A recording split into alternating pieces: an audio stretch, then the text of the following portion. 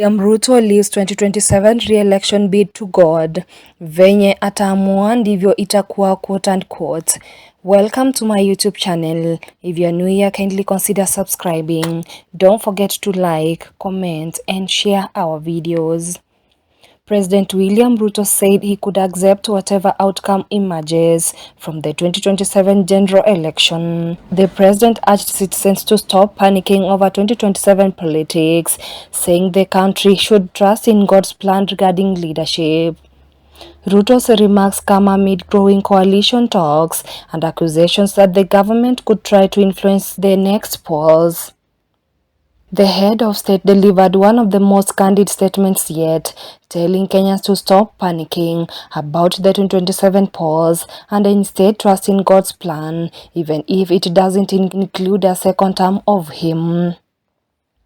During his address at the Nation Prayer Breakfast held at Safari Park Hotel in Nairobi on Thursday, May 28, Ruto dismissed growing political anxiety surrounding the next polls.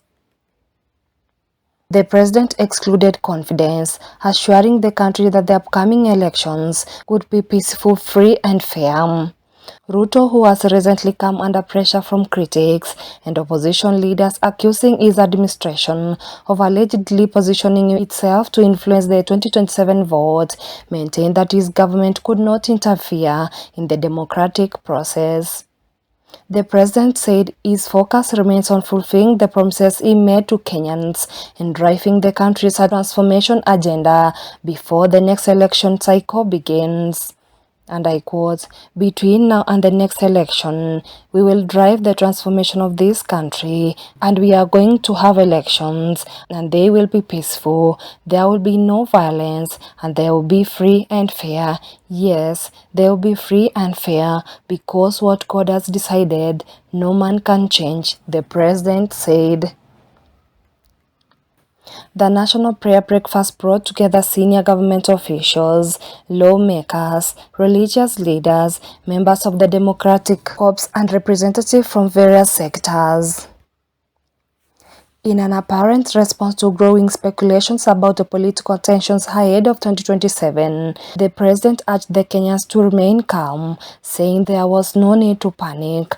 And I quote, "Yes, so relax. People are in a panic.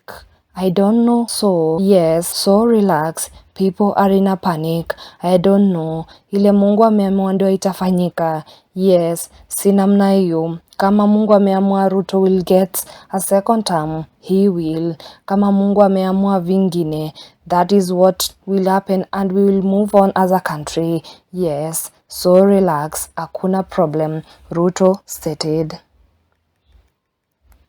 Kenya's political clock rarely pauses. With just over a year before campaigns are expected to intensify, the 2027 race is already casting a low shadow over every government decision. Ruto's rivals have been making their moves, and whispers of a coalition building among the opposition, defections and electoral strategy have grown louder. As earlier reported, Ruto declared he is ready to face the opposition head-on in 2027 general election, dismissing rival leaders as politically weaker than him. The president said he could continue traversing the country while launching development projects aimed at fostering national unity and economic growth. Ruto announced plans to inject more than 2 billion into the fishing sector to improve livelihoods along the coast. Don't forget to like, comment and share our videos. Until another video, bye for now.